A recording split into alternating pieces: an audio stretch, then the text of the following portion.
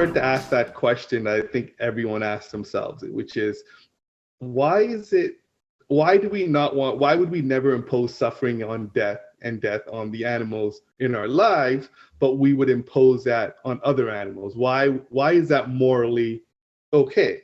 And, you know, I struggled with that answer for a few days, and I went vegetarian. And then the next day I watched Earthlings, and right after I watched Earthlings, I just went vegan. That was a hard stop for me. It was just like, I couldn't come to terms with it. Just the stuff we saw, and I think it was this, specific image of a cow. She gives birth in the scene, and then the farmer takes the cow away from her calf away from her.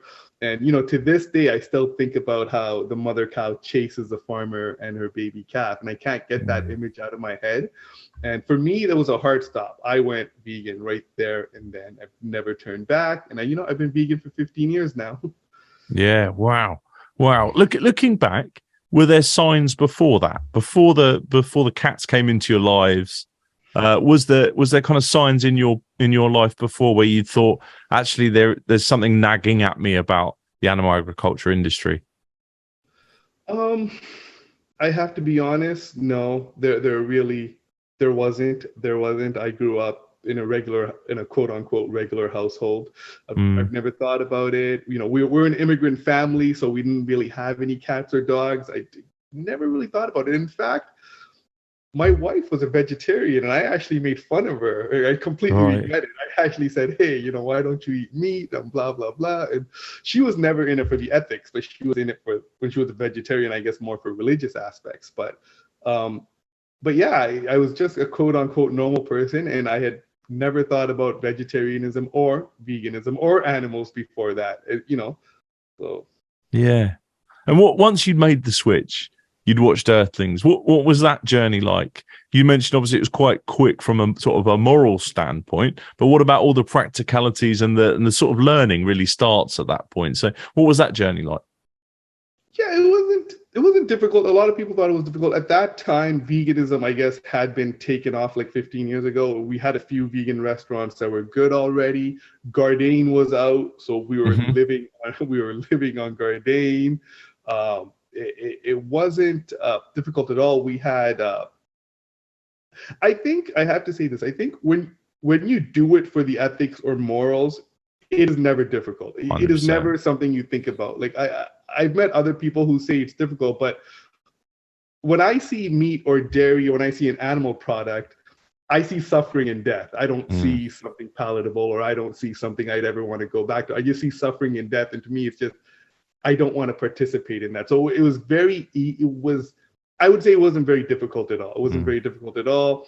The internet had a ton of answers on how to eat vegan, be vegan. So it was very easy, to be honest. 100%. I totally relate to that. Totally relate. For me, it was a similar sort of, it was in an evening, I watched it. In this case, it was Cowspiracy. Watched Cowspiracy that evening, kind of made the switch. That was the end of that. And yeah, absolutely. I've never sort of wavered from the point of view of, I really miss eating X, Y, Z. I've never found that to be a difficulty, because like you say, the sort of the morality sits deep within you. I think if anything, it was, where I may have had like health concerns over the journey and thought, well, am I getting enough of this, that, and the other? And you sort of talk yourself into these sort of places of worry, particularly with the internet. I just thought, oh, well, I just need to figure it out, as opposed to like, I need to quit. It was never an option to quit. Just like, I need to figure it out. I don't know if that sort of chimes with you too.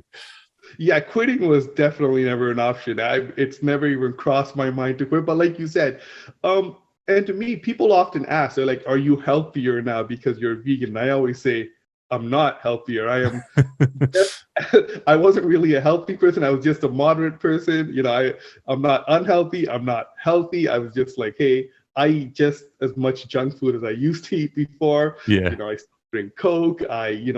Sometimes, yeah, I don't think it affected my health one way or another. And I know a lot of people, they do say it affects their health, but for me, it hasn't affected my health whatsoever. No, I'm totally with you. Like, it depends on how you come into it, right? Like, if you come into it with that kind of, I'm going to eat whole food, plant based, and I'm going to eat, 30 different types of plants a week and all that kind of stuff, then yeah, you probably will feel some health benefits. But you sound like me insofar as I was eating probably like I'd like to say 80-20. It might be 70-30 in terms of healthy to junk food ratio. And I probably still am now. I've just replaced the sort of the junk that caused immense amounts of suffering with junk that doesn't. Thankfully in our times now, there's lots of options, right?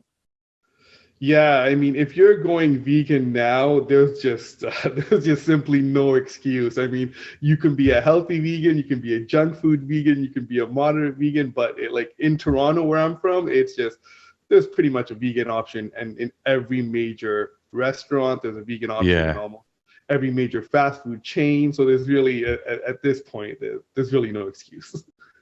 On that note, actually, thinking about Toronto, being vegan in Toronto, etc., was there a kind of scene around you at the time? Were there other people that you knew who were vegan? Unfortunately, no. I didn't know anyone that was vegan, which was disappointing at that time. But there was a scene. There was a scene that there was something called the Apocalypse. There was something called Hogtown Vegan.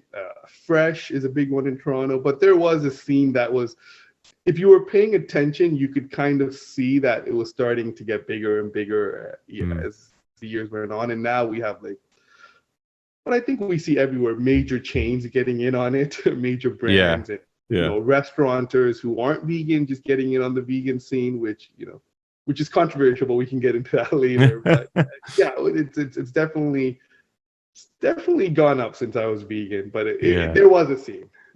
Yeah. So tell us about Vegandale. What is it for folks who don't know? When did it come about? I'd love to hear the whole story. Yeah, Vegandale, it came about in 2015. 2015, I was vegan a few years before that, or I was vegan, maybe like 6-7 years before 2015.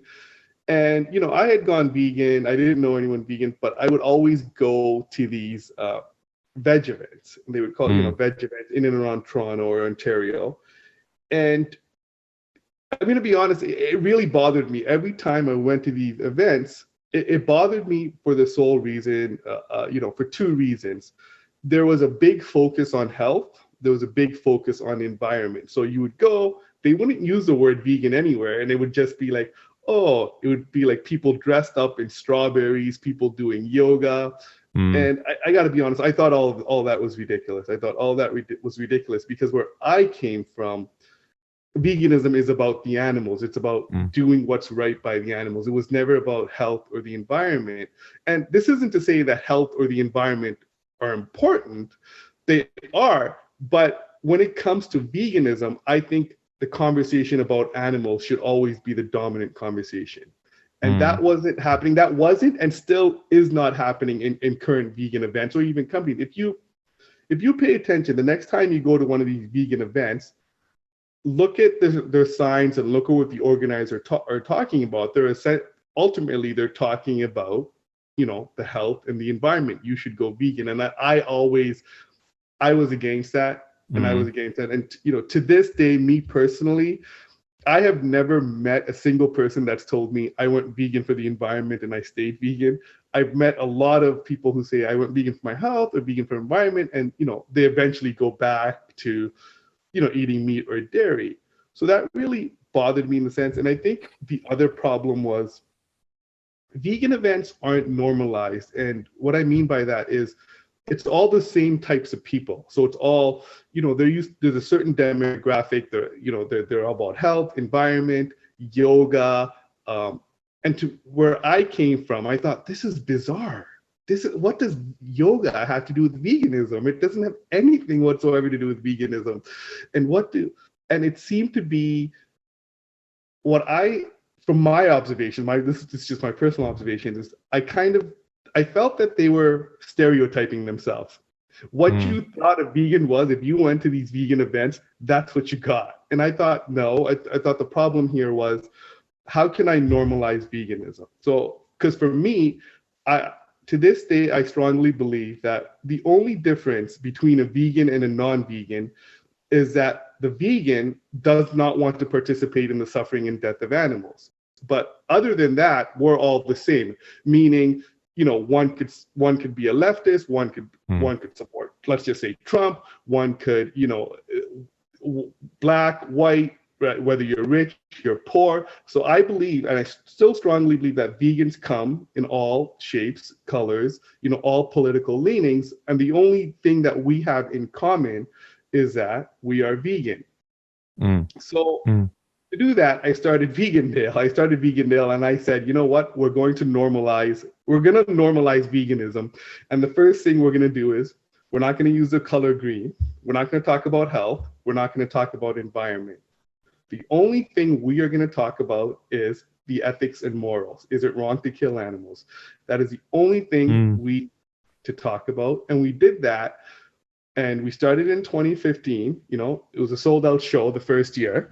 And yeah, it went great. And to this day, and now we've grown it to the point where, we're in 6 cities. And we stay true to our core. We stay true to our brand, which is just focus on the animals. So all our branding essentially focuses on the ethics of, should we eat animals, or should we participate or eat or wear animals, I should say. But,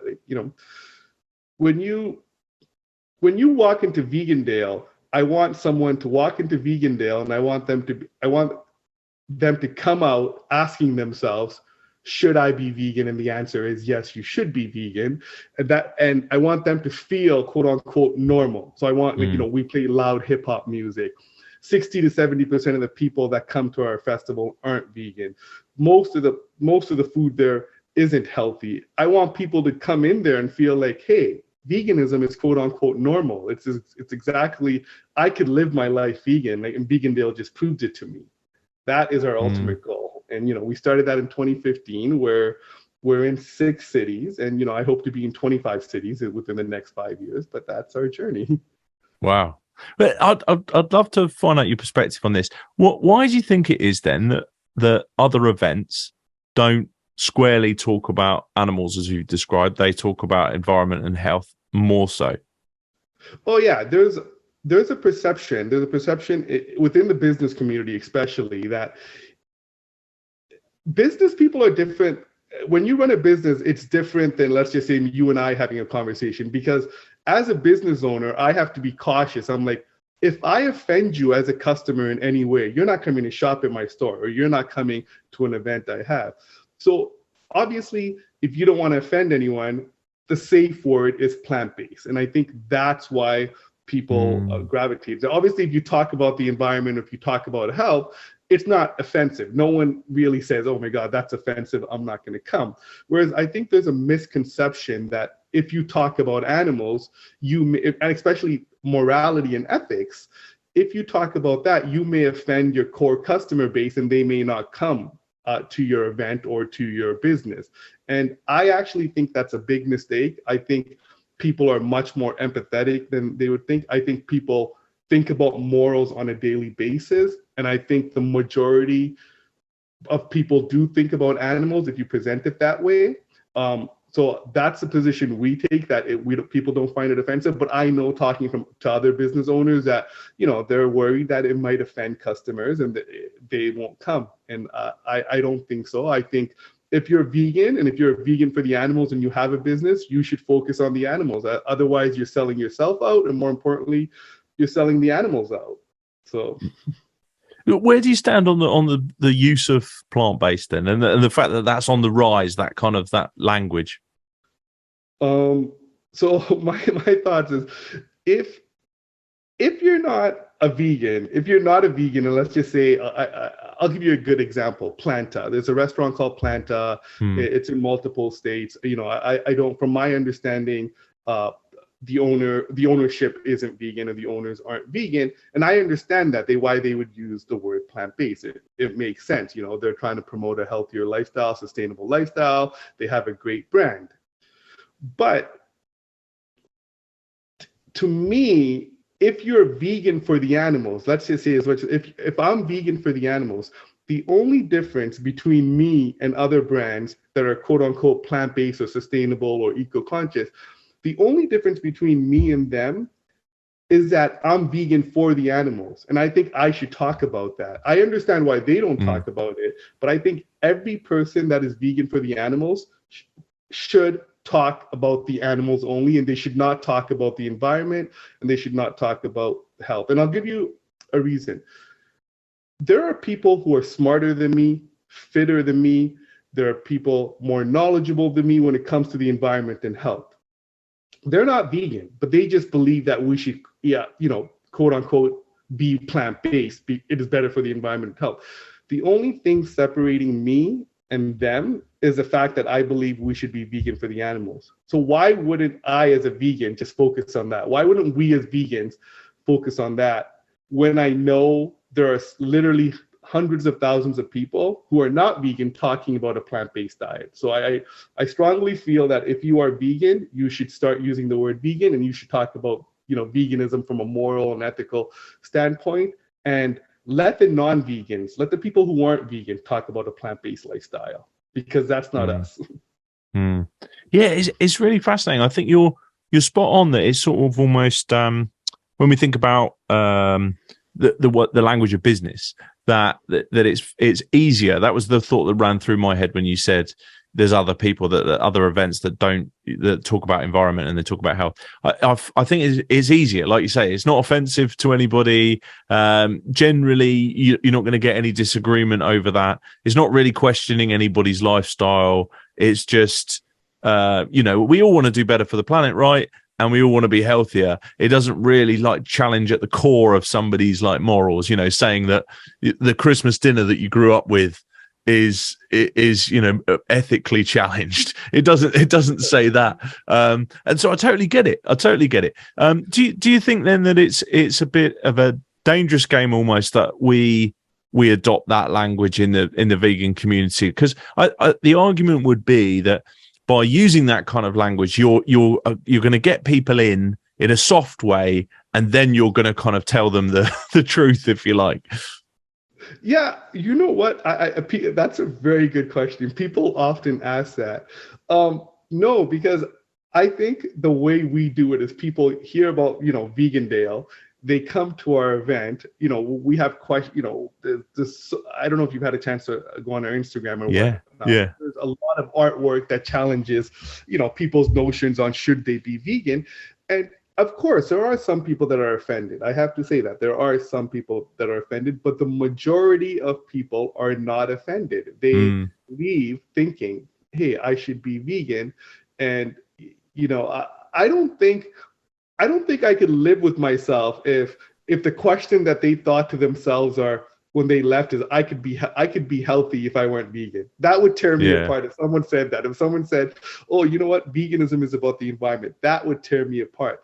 And I do want to challenge people. I don't think as a society we have ever progressed without challenging people. Yeah. I mean, if you look at, I'll give you a good example. If you look at the Me Too movement, it essentially challenged all men to reflect on their choices, to reflect on the men in their life. Every time we've progressed as a society, I think our morals have been challenged. So why would veganism be any different? And I actually think we're doing a disservice by predominantly talking about health and the environment. I think we would move much quicker. We would get to a vegan world much faster if we started challenging people's morals and ethics. And contrary to what people believe, I think most people do reflect on animals. I think most people do, especially the people that have animals in their lives. Do you think, therefore, us in the sort of vegan community softening our language is almost us just playing to the to sort of the corporate interests of companies who want to capture what they see as a corner of the market then? Yeah, I definitely think we're playing to the interest of corporations, but I also think we're playing to the interest of people. It's like, when you want to sell something, you have to make someone feel comfortable with it, right? You have to make them feel good about it. And talking about the environment, that gives people that warm feeling. Or talking about, improve yourself, help. I definitely think we're playing to the interest of people in general and more corporate interests. And I don't think that's doing animals any good, to be honest. No, no. So when you first started Vegandale, what was the scale of it? Did you go into it, big and bold? Did you have to grow it over the years? How did that sort of pan out? Well, I was in the nightlife industry before I started Vegandale. I was in the nightlife industry, so I grew up around the clubbing world. And the one thing I've learned in the clubbing world is when you're people between the ages of 20 to 40, when they're out, they don't care about anything. They just want to go out, have a good time with their friends, have a few drinks, eat, and go back. They don't want to think about anything else. And I kind of took the same step with Vegandale. So unlike other Veg Fest or vegan events, we would play loud music. We'd play loud music. We'd have a huge bar set up. We'd actually promote drinking. And ultimately, I wanted people to come in there and be like, wow, I'm having a good time here with my friends. I can bring my friends here every time. But, of course, in my head, I was gonna, you were there to have a good time, but ultimately I was gonna, push the vegan agenda on you. That was ultimately my goal. But, and it was tough. The first year we made a lot of mistakes. Our food had sold out by 3 p.m. Right. Didn't know what we were doing, didn't know about portions, didn't know about crowd control, didn't know about, just didn't know a lot. Didn't know about that people would complain. We didn't have a water station. We got a lot of complaints. I didn't know. And we made, just like anyone running a business, we made every mistake possible, which is fine. And now, we're in 6 cities. I think we do a much better job. Our food generally doesn't run out. We still have long lineups. Which I want to say to anyone listening is inevitable. When you have thousands of people going to a festival, and when there's one or a handful of amazing vendors, everyone wants to try them out. Lineups are inevitable. Yeah. Yeah, 100%. So from that first one, and you like you say, you went through the mistakes that any startup will go through. When did you think, actually, I want 6, 15, 22 cities involved in this? Was that always on your agenda? No. I started it off purely as a passion project. I started off in Toronto because I wanted to promote veganism, and I didn't think the other events in the city were doing that. So that was really just a passion. Second year, I did it completely as a passion project. And then, I started thinking and reflecting on my life, just like, and I thought, what? I think this is something I want to do full time. I think, I think for the animals, it'd be much better. I think this is my way of promoting veganism. This is my way of helping the animals. And, it's something I could wake up every day and think, hey, you know what? This is brought, I don't think animals exist to bring purpose or meaning into our lives. But I think the fact that, I wake up and I think, hey, this is what I want to do for the rest of my life here. I want to spend the rest of my life promoting veganism as a moral and ethical issue. When I think about the stat that you raised earlier about 60 to 70% of people who come aren't necessarily vegan or are on a journey to, but they wouldn't necessarily describe themselves as vegan. How have you come about that? That's incredible, because I think there's many events where they would say, well, that's exactly what we want. But oftentimes they're probably, if we like, they're preaching to the choir. They are events for vegans by vegans, and there's nothing necessarily wrong with that. We all live in a non-vegan world, so to be in a safe environment, if you like, for a weekend is a welcome escape. But I think many event organizers would say, what we'd really want to do is talk to non-vegans. How have you come about doing that? Oh, that's a great question. So yes, most vegan events are for vegans by vegans, and that I found that to be problematic. So whenever we do our marketing and branding, even with our team, we ask ourselves, how do we target people who aren't vegan? That is at the core of our marketing. At the core of the marketing is, we all know the vegans are going to show up, but how do we get people who are not vegan to show up. And fundamentally, that goes back to our marketing. Don't talk about, don't use the color green. Don't use the word color green. Don't use the word eco-conscious. Don't use the word sustainable. Don't talk about the environment.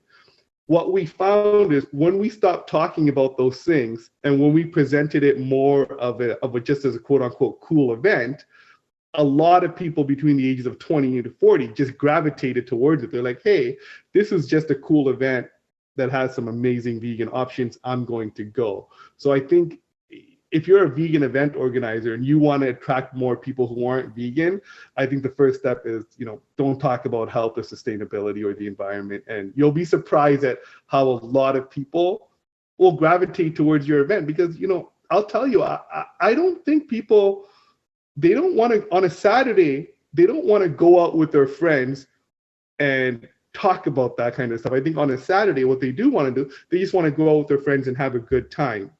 So Vegandale is presented as, come out, we're a great event, and you're going to have a great time. But of course, when they get there, it's all vegan messaging, which is what I want. But I need to get them through the door. But I think that is a key to our marketing. It's, it's targeting people who aren't vegan. And I think that's how veganism is going to thrive. Have you found many folks, I appreciate you probably have, but have you found many folks come back to you and say, I wasn't necessarily vegan, or it might be anecdotal, but I wasn't vegan before I went, but after I went, I looked into it more, I had such a great time, it sort of spurred on a bit of a learning journey for me, and now I am. Yeah, of course. We get a few emails here and there. We send out a survey that says, "Have you considered going vegan?" The first question is, "Are you vegan?" And then the second, if the answer is no, it's like, "Have you considered going vegan after coming to the event?" And most people answer yes, but I don't trust surveys, so I don't know how to take that. Anyone can click yes or no, but a lot of people do. I would say 60% of the people do click yes, and people send us emails a lot of the time. They're like, "Hey, you've exposed, you've shown me something that I've never been exposed to, and thanks, we're appreciative.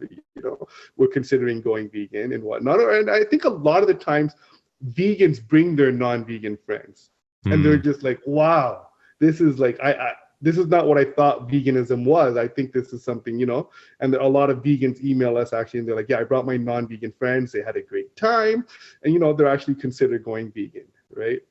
Do you think because it's so unique and it's not, like you say, the stereotypical yoga and all the kind of stuff that we associate with typical vegan festivals, do you think there is a lot of perhaps those younger kind of vegans, Gen Z, millennial kind of vegans, who are using it almost as like, well, this is a way I know I can get through to some of my friends who wouldn't have ever come with me to that other event that was all about kind of yoga and kombucha?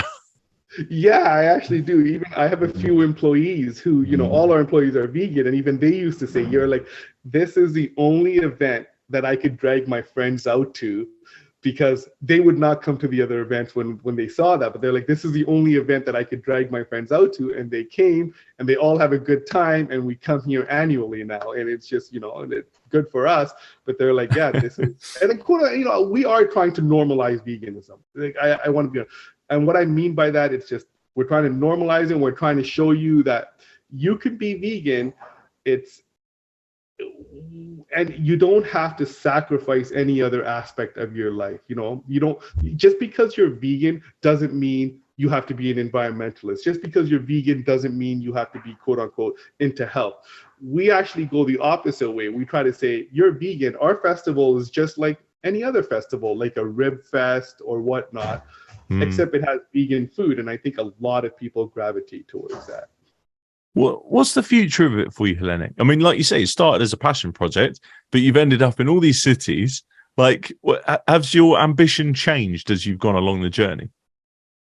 No, I think within 5 years we want to be in 25 cities. We want to, we're at 150,000 attendees, and we want to be at 1 million attendees. We just want to push the vegan agenda. So we just want to be in every major city, London included, of course. And we just want to be as big as possible. And there's nothing more I would love than, I guess, like I said, to promote veganism day in, day out. I was going to mention that about international sort of expansion. So you obviously mentioned London there. Is that sort of something that's seriously on the cards for you in the near future? Yeah, it was, to be honest, it was in our cards in 2023 or 2024, but given the current economic climate, it's supposed to be it's definitely out of the cards for 2023. Current macro conditions, economic conditions, I think it might be a 2024 or 2025 the latest. But London is just, So yeah, Hellenic. One question I'd had as we talk about, the situation economically at the moment and so on and so forth, and sort of macro conditions. What sort of a blocker on your plans did COVID put in? I'm just fascinated by that. You started back in, what was it, 2015? You said, and then moving through into that period. Obviously, no one could have foreseen that coming. How did that affect your plans? Oh, I mean, yeah, that was just devastating. That was just devastating. We had to, stop all our events in 2020. We did a few in 2021, but you have employees which we couldn't afford to keep on. We kept some of them on, but it was just, like all other businesses, especially the hospitality or the tourism industry, it was completely devastating. It was just completely devastating. Zero revenue. We took a lot of losses that year. We took a lot of losses in 2021 as well, and we still have those losses carried into 2022. And I think, with everyone saying there's going to be a huge recession in 2023. So with that, which is causing more problems, I do foresee a lot of problems, not just within the vegan industries, but overall. But yeah, even now, to be honest, we've seen a lot of companies go under. A lot of companies that have signed up with us, and they're like, hey, we're sorry, we can no longer do it. Our company is closing, or we have closed. And it's just, it's unfortunate. Yeah, 100%. But you're sort of back out on the road now. So festivals started again this year? We actually started in 2021. We actually did do 4 cities in 2021, as some cities did allow us. And then we did 6 this year. We were hoping to do 10 or 11 next year, but given current conditions, I think we're just going to stick to 9 cities next year. Yeah, sure. So just as we sort of approach the end of our time together, what would you say would be the best way to communicate veganism going forward in your mind? If you were the sort of CEO of veganism, how do you think we can most effectively communicate to those non-vegan folks out there? I think the most effective way is for us as ethical vegans is not to talk about environment, not to talk about health, but most importantly, challenge people who aren't vegan. It has to be done in the right way, but challenge them on the morality of, consuming, eating, and wearing animals. Like, is it right? And I think the fundamental question, which a lot of vegans already do, is that, if you would not impose suffering and death on the cats and on the pets in your life, why would you impose that on other animals? Why would that morally be okay? And I think we all know the answer to that. I think we all know most people would say, hey, that's actually not okay. And I think when they say, when that's not okay, I think our steps should be that if that's not okay, then have you thought about veganism, right? Have you thought about veganism? And I think most people, I think we should, whatever the argument is, I think it should come from a moral and ethical standpoint. It should come from the heart, and it should not, you shouldn't be vegan, or you shouldn't promote veganism because it benefits us. And what I mean by that is, be vegan because it's better for your health. Be vegan because it's better for the environment. I think that's a wrong way to go about it. I think when you promote it that way, people eventually, they start thinking, oh, I can just be vegan part-time, or I can be vegan once a week. And I don't believe that. I think the moral question changes someone's viewpoints 100%. Whereas I think if you treat veganism as a diet, it's going to be a diet, and 99%. What is it? What's the stat? 98% of all diets fail. So it's if you treat it as a diet, it's going to fail, like all diets. And I think we as ethical vegans need to step away from that, because there are already people who aren't vegan promoting plant-based diets. 100%. Look, there's so many points in there that I think are really like fascinating for us to talk about within the community and to really reflect on, think about. I definitely think there's you're absolutely spot on that there's been a co-opting of the word sort of vegan and a blending with the word plant, with the term plant-based, which is convenient for the selling of things, and I can see why people have done it. But with the same token, I think, like you say, it trivializes veganism and reduces its meaning, and people then think of it as a diet. You know, so many people I've encountered I've only been vegan 6 years or 5.5 years, and so many people I've encountered have said, oh, you're vegan, and then assumed that I am therefore healthier, that I have, and that's why I've done it, and these kind of things. And it's like, well, that's not. If I was doing it for that reason, I'd describe myself as on a plant-based diet. I don't think I'd describe myself as vegan, because for me, being vegan is an ethical standpoint on sentient beings. It's nothing to do with diet in any shape or form. You could, like you said, you could be a healthy vegan, you could be an unhealthy vegan, you could be somewhere in the middle, like probably we are, and that's that's fine. But yeah, I think you're absolutely right. We need to be clear in what it is that veganism is, and let the non-vegan folks talk about plant-based diets. I think you've really sort of unpicked that in my mind for me. Yeah, you're 100% right. We need to be 100% clear on what veganism is, what it means, and more importantly, that it's done for the animals. You're 100. I think you nailed it. There's a co-opting of the word, veganism, sustainability, and health, and we need to undo that. We as vegans need to undo that. Yeah, 100%. Hellenic, it's been great chatting with you. Where would folks go about finding a bit more about Vegandale? Vegandale, I just Google Vegandale. It's the first link that comes up, vegandale.com. And, you can get all the information about all the cities and what Vegandale's about.